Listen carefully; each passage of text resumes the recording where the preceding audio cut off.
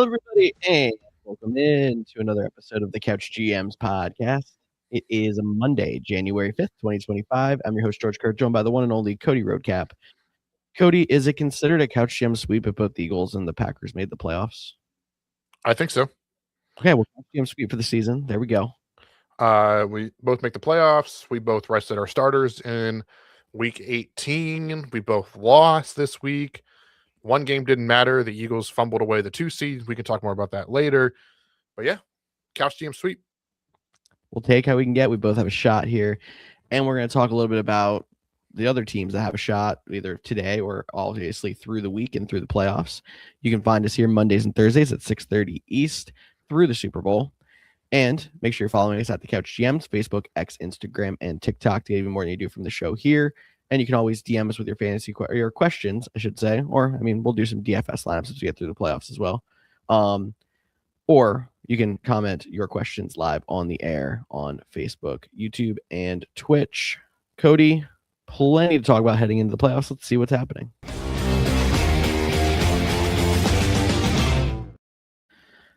All right. So, big shout out to the NFL's new single season sacks leader. Myles Garrett gets a sack of Joe Burrow in week 18 to break that record. And do you care that it was in 17 games instead of 16? No. Because this is one of those things with, like, we talked about this last year with Saquon Barkley in the record. And then they started talking about carries versus carries. And this was snaps and versus snaps or pass rush opportunities, because I guess you can play a lot more snaps running the ball and stuff like that. But he had less than TJ Watt. I believe he even had less than Michael Strahan. So on a snap per snap basis or a pass rush efficiency basis, even though there was an extra game, he still did it quicker, if that makes sense. Well, yeah, because the Browns have been so bad, they probably got the ball run on them quite a bit this season. Yeah, I'm sure they did. But it took a while. I felt like we were sitting at that one sack away for 2, maybe even 3 weeks. Well, yeah, the Steelers in week 17 made it a point to not let him get to the quarterback. There was a couple times he got to Rodgers and he'd thrown it away and just gave him a little smile on the way by. And I think the Bengals did a pretty good job holding him in check for the majority of the game, but he did get to him in the third quarter. Yep.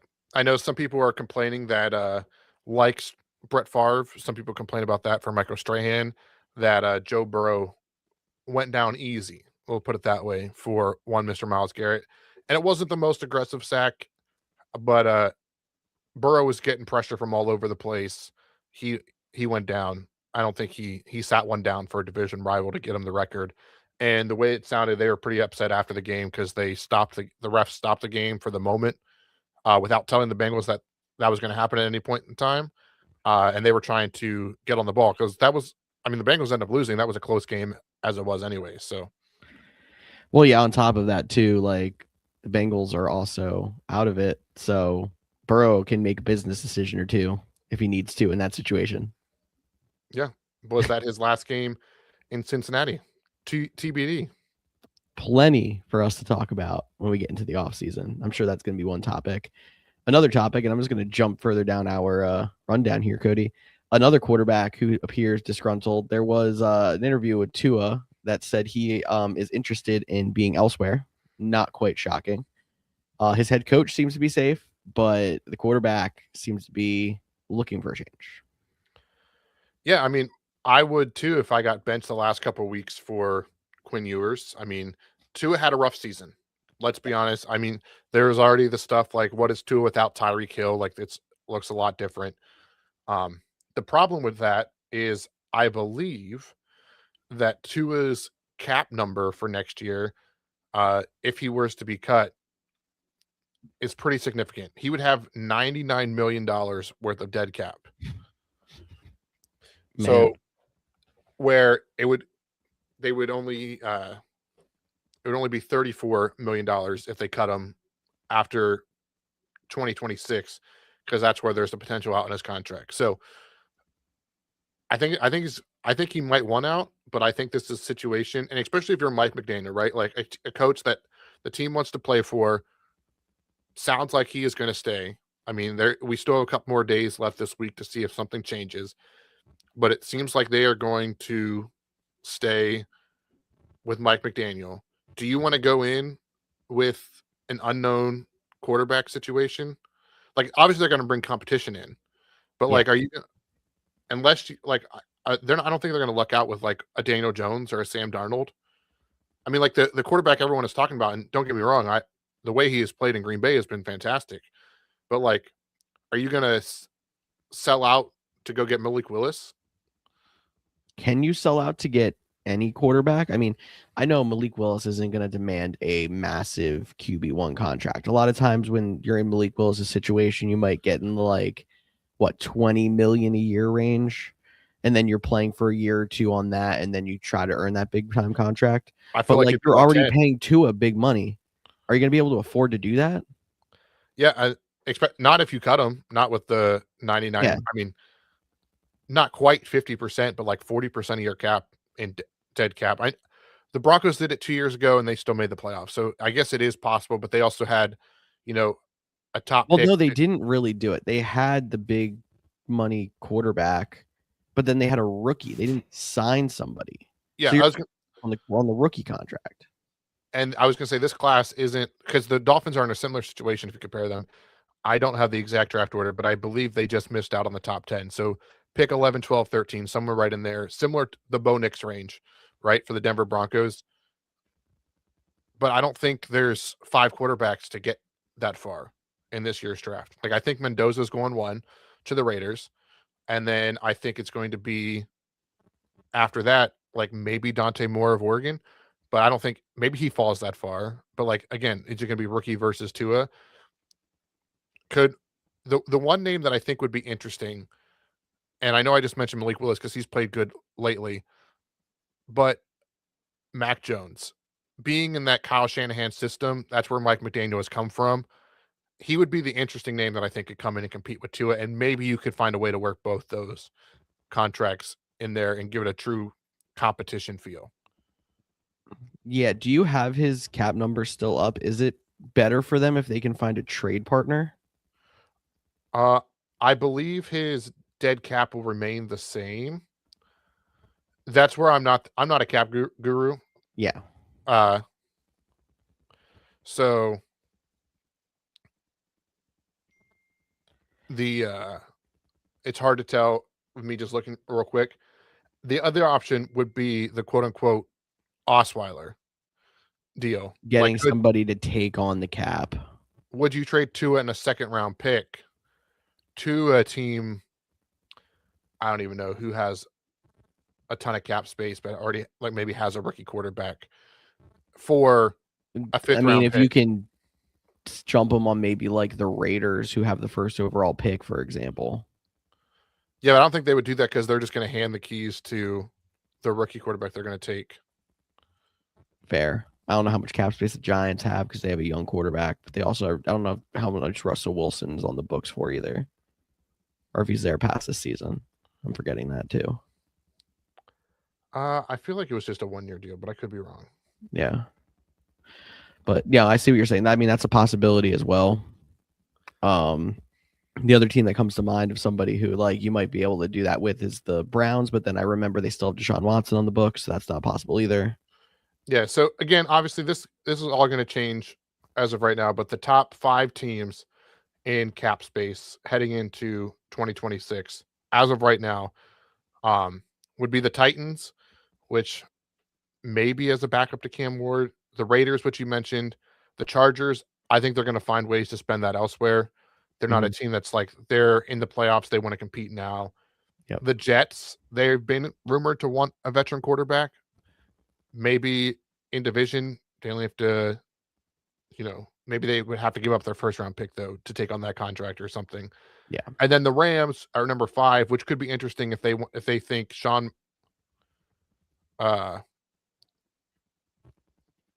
McVay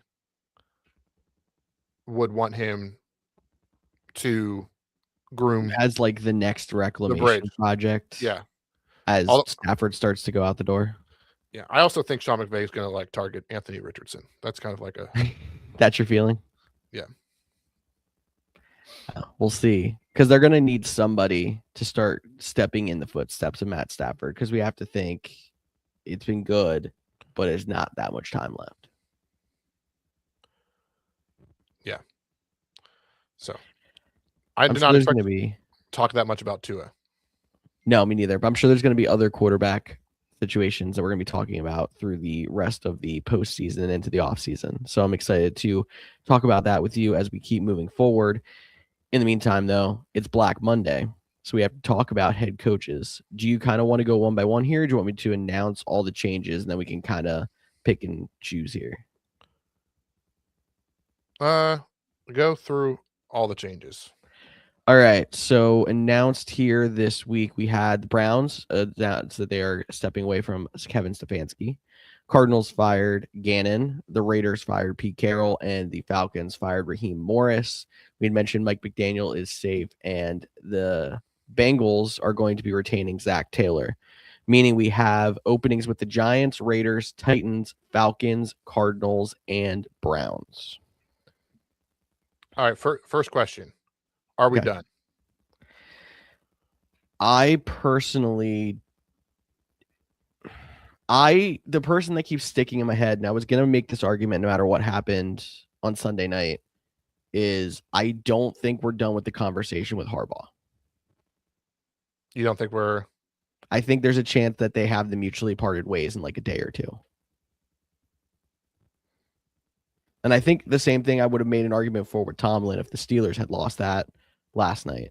Because I think both of those situations are starting to sour. And especially we heard recently what sounded like some disgruntled between Harbaugh and Lamar. And I would have to think if the Ravens have to end up choosing between Harbaugh and Lamar, Harbaugh is going to be the one that's gone. Yeah, and I know he was asked about it after the game, and he was talked about, still being shocked. He didn't want to get into that right now. Obviously, he'll be asked about it again when they do the locker cleanouts and stuff like that. So I think Harbaugh is the easy one that seems like most likely to probably be gone. Is there any playoff coaches that you think that might, with the other Harbaugh, maybe? I mean, I don't think you would. I don't think so there. What about McDermott? McDermott, they get one and done in the year of Josh Allen with no Burrow, Mahomes, or Jackson. Honestly, not something I've thought of, but I think it's probably you're almost in the same situation there as you are talking about Pittsburgh and Baltimore, aren't we? I mean, he obviously hasn't been there as long, but he's a defensive-minded guy. They're ranked 31st against the run. Like, that's why they've lost so many games. That's why it's not going to be an easy win, even though it's against Jacksonville this past week. I believe that's their matchup. But that's the one if they get bounced, one and done, mm-hmm. I don't know if they actually pull the trigger, but that would not be surprise. Like, he just can't get them over. He's been there and they just can't get over the hump. And could they go get somebody to, I mean, it could even be a situation where we're going to let go of Sean McDermott and we are going to elevate Joe Brady to the head coaching job. Joe Brady's going to get some interviews. So that was one name. I know as a Packers fan, there's a lot of buzz around Matt LaFleur, and because they had the switch from CEOs when Mark Murphy retired this offseason and not giving them a contract extension right away and wanting to see how the season played out. But I think he's good. I think he's going to stay. I mean, I wouldn't be shocked if they got completely destroyed, but there's so many injuries this year. I think he's there. And then the other one is just because I feel like that we have this conversation every offseason. If the Eagles get bounced in round one after not playing their starters and losing out on the 2 seed, are we going to go through another year of Howie Roseman and Nick Sirianni have to have a sit-down talk to talk about the future, and they trusted Nick Sirianni anyways and that nothing happens? Or, I mean, I don't think you move on from a Super Bowl winning head coach a year after he wins, but it didn't take long for them to move on from Doug Peterson either. So it didn't. No, I think Sirianni's safe this season. I think the scapegoat is their offensive coordinator, Kevin Patullo, because every time it seems like they go to an inexperienced OC, they struggle, and then they fire him. They bring in someone experienced. They look more competent on offense, and then that person gets snatched in the head coaching cycle. It's funny. It's happening every single year. And I think that inconsistency on offense is a lot of the reason why we keep hearing this buzz about Sirianni. Is he going to stay? But it sounds to me like his job is secure regardless of what happens here. Offensive coordinator, don't know for sure, though. Yeah, I think there's a lot of coordinators that are going to get. I mean, that's what was the most surprising to me about the Cincinnati job. We want to talk about that comment on that one real quick. Was like Zach Taylor's there. Their whatever de facto GM title that they give out is there. And then Zach Taylor's like, yeah, I don't anticipate any changes on my coaching staff, including the defensive coordinator. And it's like, bro, what? Like, you're not going to try anything? Like, you're just going to run it back? This is why people are completely fed up with the Bengals. And I'm actually kind of interested to see what like Joe Burrow's reaction is going to be in the coming weeks. Because it's interesting to me that I feel like I've had mixed signals. Like some of me is thinking Burrow wants a change, and obviously Burrow wants to change in some things, whether it's personnel or whatever. But then I also hear him seemingly backing up Zach Taylor, and I'm like, from what I can understand, it sounds like he's part of the problem, and every Bengals fan that I know wants him gone, and I'm impressed that he's still there. Yeah, I'm shocked that he is there too. I had him getting fired over Stefanski, and I'm still not shocked the Browns fired Stefanski. The only reason I would have gave the edge to Zach Taylor is, although it was 4 years ago now, 3 years ago, he didn't make a Super Bowl appearance, right? That was the only. But Stefanski has 2 Coach of the Year awards, however you want to value that. So have the Bengals made the playoffs since then? I don't think so. But well, there's another one right there. Like you can say Super Bowl appearance. You can also say miss the playoffs 3 straight years. How many coaches survive missing the playoffs 3 straight years? How many coaches have their star quarterback get banged up and miss multiple weeks, consecutive seasons, and still make the playoffs? Matt LaFleur. It's funny enough, LaFleur and Harbaugh. Yeah, so like, I get what you're saying, but the thing with Joe Burrow, the 2 things that I think about with this situation, if you ask Joe Burrow on a podium what he thinks of his head coach, there's no world that he's going to be like, get that guy out of here. Of course not. I mean, I guess he could, be like, yeah, Zach is great. And he's made some comments that seemed more sincere. So I will give him that. The other thing, I just go back to thinking about Cincinnati and always being referred to as like the cheapest team in the league. The cheapest team in the league. And coaches' contracts are guaranteed. If they're going to get fired, they're still getting paid out the rest of their contract. And there's a part of me that's like, ownership was like, yeah, we don't want to pay 2 coaches' salaries. Not yet, at least. Let's run it back one more time. Here for half a second, I thought you were about to defend the Bengals, but that is hilarious to me and possible. I think it could even go from like, ownership's not going to give you any more money for a defensive coordinator. So you either got to figure it out and you're an offensive guy, or you're going to have to keep the guy you already hired. Like, I think there could be that much meddling in the Cincinnati Bengals situation, which is why there's the rumblings that Joe Burrow is upset. And this obviously isn't going to come out until maybe 10 years from now. You might hear like after he retires, Joe Burrow tells all, but you're not going to hear anything about this for a while. So all we can do is sit here and speculate, and hopefully it's not that bad, but I wouldn't be shocked either just from everything else we've seen the Bengals organization do. And it's really unfortunate to have all this happen when you see the talent they have on that roster and the chance that they have to open a window and make another run. I will say the one good thing going into their situation, they currently are 7th in most salary cap. If the Bengals are willing to spend on guaranteed money and whatnot, that's another conversation for a different day. I mean, we're going to have the T. Higgins conversation again this offseason with his, whether it's a rework deal, whether it's a straight up cut because of his cap number, even though they have the money. But the Bengals are going to be a fascinating team for sure. And I think Joe Burrow ultimately stays. But if they go another year without making the playoffs, then I think those conversations become extreme. Yeah, I agree with that because I mean, as much as you just mentioned how Burrow can't stay healthy, I want to say part of that issue is him not having an offensive line. He hasn't had offensive line his entire career, but at the same time, you have to think he's going to have to realize I'm a top 5 quarterback in the league when I'm playing well. I can go somewhere and actually open a window for a title. And Cincinnati hasn't given it to me yet. So I agree. And there's plenty of quarterbacks that are going to be moving, and there's some decent, like, big name quarterbacks are moving, but it's not on the level of Joe Burrow. Yeah. And I was just looking. So obviously 2024, I think that's the big one. He played all 17 games. They had that really rough start. They missed the playoff by a game at the end. And With a historically bad defense. Yeah, and there was talks of like if the Bengals make it, it's because Joe Burrow's the MVP, obviously. But then, he missed half the games this year, 8 games the year before that. So good news is it should be a healthy Joe Burrow year coming up. Oh yeah, we're going in a pattern. That's nice. So interested to see if they can win more than 9 with a healthy Joe Burrow all year. Then 9. We'll talk about Mike. I'm just kidding. I thought maybe you were transitioning into a JJ McCarthy.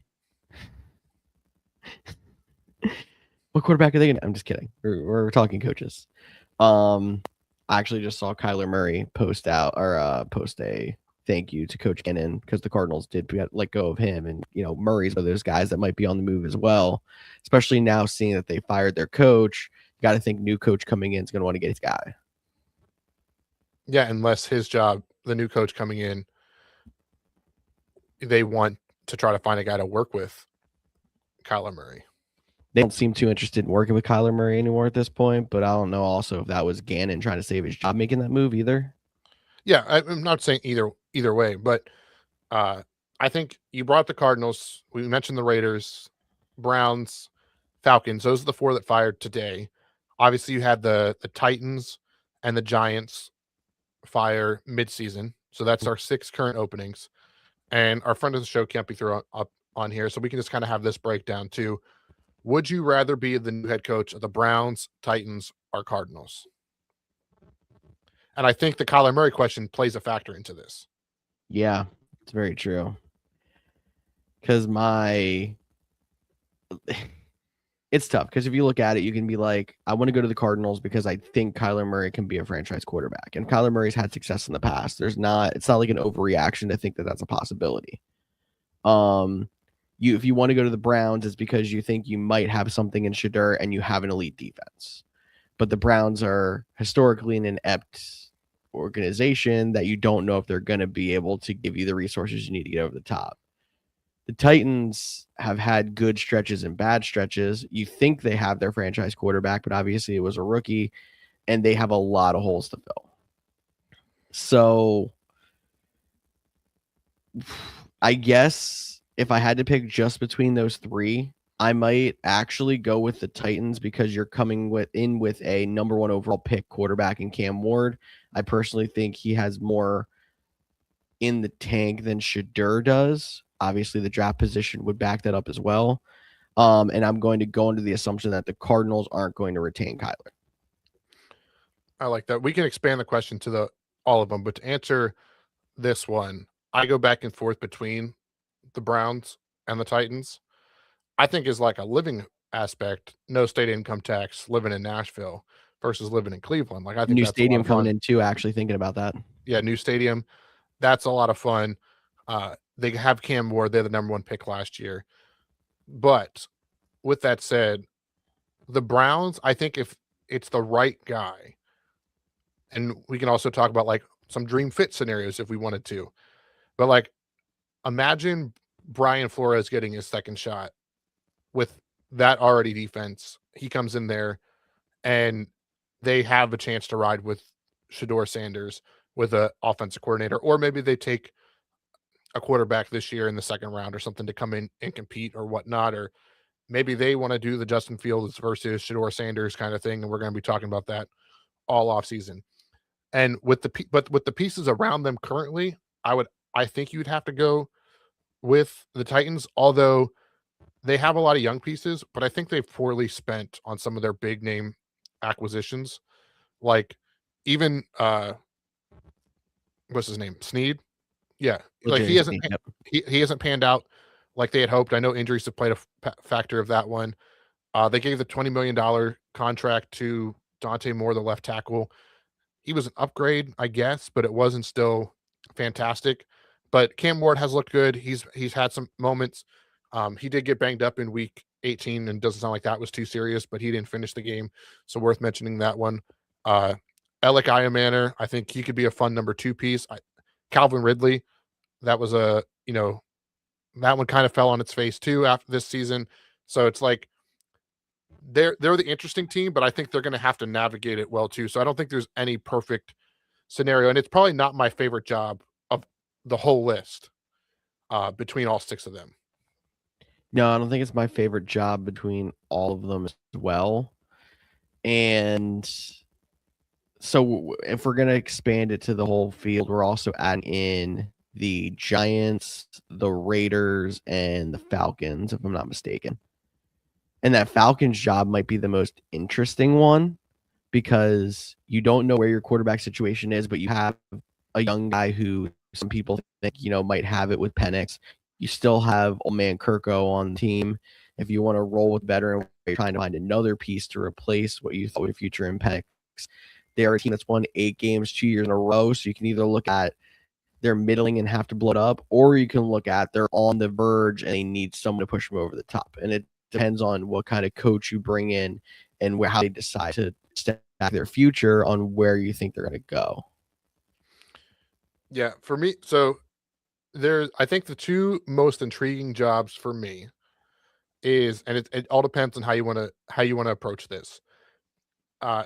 Is the Raiders, because you're the number 1 pick. You're assuming that's Fernando Mendoza, but you have the rookie. You come in with your guy, and you get to build this thing up. If you want the best offensive, maybe not the best defense, but at least the best offensive pieces around, then the quarterback is still probably a big question mark.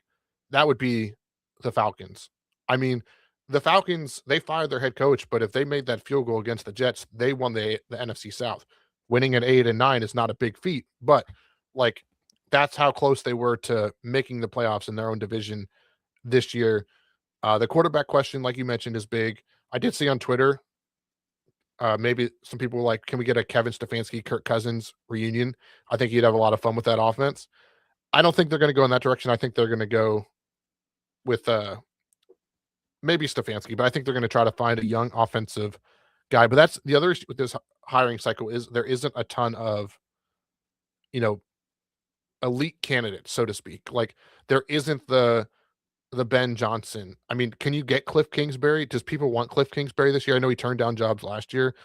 But it's a lot of retreads. A lot of Matt Nagy seems to be a big name. Kevin Stefanski is probably going to get some. Mike McCarthy's going to get some interviews. Like it feels like this is going to be a year of a lot of retreads. Maybe you get the defensive coordinator out of the Rams or something like that, or a Joe Brady or something like. But there isn't that, one that everyone's going to be bidding over, so to speak. George is looking something That up, makes so I have to sense. keep talking. But I 100% thought we were talking about the best offense out there. You were going to mention the Giants because Zach and Bart look legit at times. You got Malik Neighbors sitting there coming back from the injury. Same thing with Cam Scadaboo. And they have some big names on defense, particularly on defense line. Like that might be the best overall job because they have so much potential top end talent.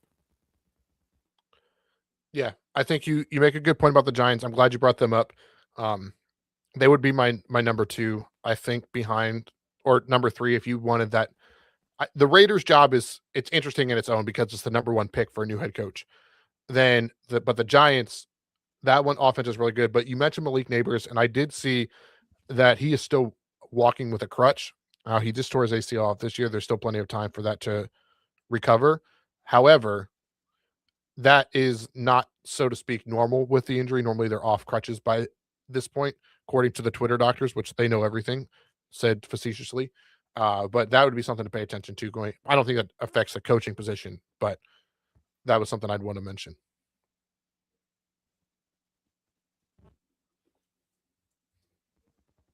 Yeah. That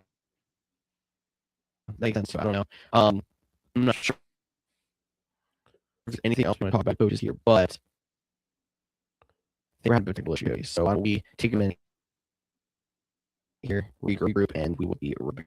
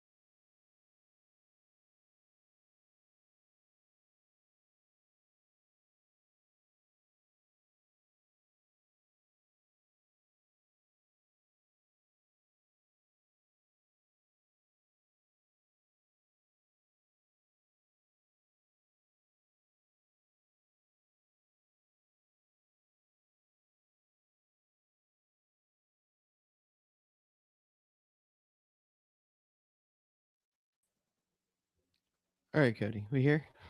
We're here. All right. Sorry about that, everybody. Now we're back where we were. All right. We were talking head coaching changes. Anything else you want to add there? I think I'm good. I don't think there's anything else I wanted to mention on the head coaching front. Um, yeah, I think we hit everything. All right. Why don't we start to pivot forward into wildcard weekend? You and I are going to do a full wildcard weekend breakdown, as well as our predictions for the playoffs on our Thursday show. So make sure you are checking it out when we do that on Thursday. But I want to hit a quick injury because I know the Rams were missing Devontae Adams the last few weeks. It was announced that he is hopeful to return for the wild card game. Obviously, the Rams did not look the same without him, so that would be a big addition for them. Yeah, I think that would be huge for them. I think it's interesting to kind of tie that into the matchups. They get the rematch at Carolina, a game that no one expected them to lose when they were cruising for the 1 seed, and it kind of that game didn't completely derail their season, but it kind of started their late season sputter, I'll call it. So I think that'll be a fun match. But I do have to ask, and maybe this is just me asking for a potential clip to get on the social media, but should a 12-5 team be on the road to an 8-9 team? No, they really shouldn't. And I think you and I are both in agreement, and you can tell me I'm wrong after this, but that the NFL should pick up kind of what the NBA did, where your division still means something. Like, your division will still get you into the playoffs, but once you set that playoff field, it should be reseeded by record / tiebreaker, however it goes. So that 12-win team should be hosting. There might be 1 or 2 division winners even that end up being in that 5, 6, 7 seed where they have to go on the road. Yeah, I mean, in that situation alone, the Rams and 49ers would be hosting games this week. So the Eagles would be in San Fran. I guess depending on the order, it would just be that game would switch, and then the Packers would go to the Rams at that point, and then the Bears would get the Panthers. That would be the change on the NFC side. I'm doing that on the fly. I'm not doing that for the AFC side. You can figure it out if you want. Back to the original question. I used to not care, and I used to be like, yeah, you earned a home game for winning your division. But now you've seen some of these better teams have these better records in these poor divisions. I'm even okay. Like, maybe we make a caveat, right? Like, maybe it's you get a home game unless you're under 500 or something like that. Like, if we have to start small and work our way up, uh, and I think it even makes more sense if we ever go to an 18 game season and maybe push it back to an 18 playoff. I know the NFL would love that. That'd be more games, more teams making the playoffs and whatnot. But then I think at that point you'd have to reseed because you'd have 4 division winners and then 4 other teams. So then you would have to reseed. So maybe that's the avenue to get us to the reseeding spot. Maybe it is. And, there's been a lot of talk of the 18-game season too. And it seems like there's a lot of pushback. And you even mentioned last week on the show, like, a lot of week 18 games, the 17th game of the season didn't seem to matter just because, the teams had separated at that point. And there were some games that still did, but I would say 75% of the games this week didn't necessarily matter, or teams were just like, I don't care, I'm going to sit my starters. So maybe the way that they add more games is making an 18 playoff instead of a 7, and not going away from that week 19 18 game season. Yeah, and I mean, the way obviously that heartbreaking loss to Pittsburgh derailed their season, but the Lions, they beat the Bears straight up, and they're going to finish with a better record than the Panthers, right? Obviously, we're not saying take away division winners, but they're going to finish with a better record than the Panthers, who now get a home game. So that's also an interesting part about the whole situation. I'm still team winning your division should matter. If One is it still would doesn't, in this case. yeah. So I was gonna say, so as long as you still get in for winning your division, but it should not guarantee you a home game. Yeah. I mean, I understand why people will be on the fence for it too, because like in this scenario in the NFC this year, the Eagles would have to go on the road in the first round. And you can say that they earned a home game because they have 11 wins. But at the same time, fifth best record in the conference. Did they earn a home game? Who knows? And to your point, though, even if we had 17 games, if the better record meant a home game, does Jalen Hurts play this week? I mean, they punted on the number 2 seed. They punted on the 2 seed, meaning the 2 home playoff games. But if they were going to have to go on the road potentially the entire postseason, yeah, there's a good chance I think he would have played. And I mean, although Vegas at least opened, I think it's now to a pick 'em, opened the Packers as favorites, which I don't understand, a 7 favorite over the 2. I do. But I'm glad you do. Assuming that the higher seeds win, like that was the interesting thing is now if the higher seeds win, Philly's going to Chicago when they had a chance to get the 2 seed and then have potential to get the championship there if someone knocks off the Seahawks. So just a fascinating situation. But all in all, I do think outside of the Carolina situation, because the NFC South just feels like a welcome to the party, here's your participation trophy. Maybe they'll shock people. That'd be kind of fun. But I think for the most part, 13 of the best teams in the league got into the playoffs. Yeah, I could see that. And I mean, I was just trying to look up all kinds of different crazy stats, and 2 of them that came up to me. One was, the Falcons ended up in a tie for the AFC or the NFC South, and they are the 8-win team with the other 2. They were eliminated from the playoffs a month ago. Yeah.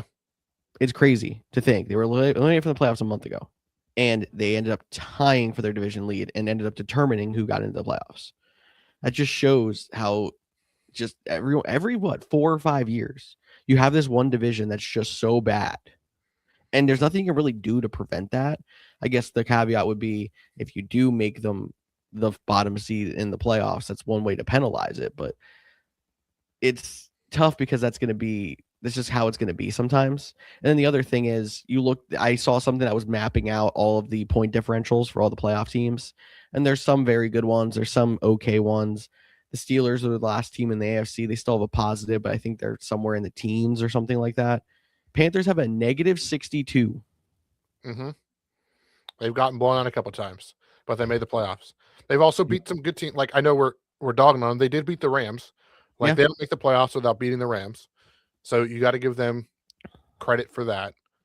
I mean, if you want to talk fun playoff stats, we joked about the Vikings being bad all year. The Lions, we talked about them just missing out on the playoffs.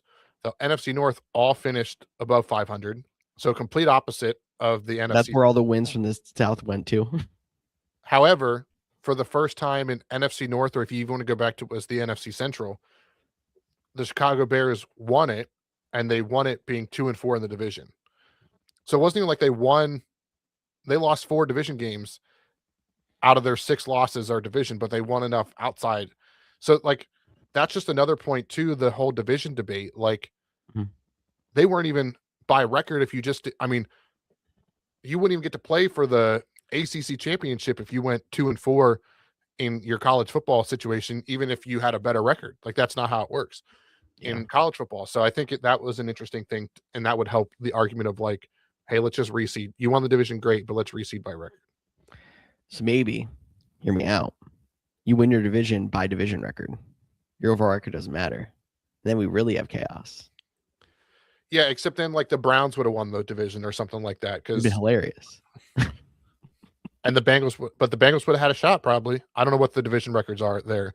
I just know the Browns ended the season with a 2-0 against the AFC North.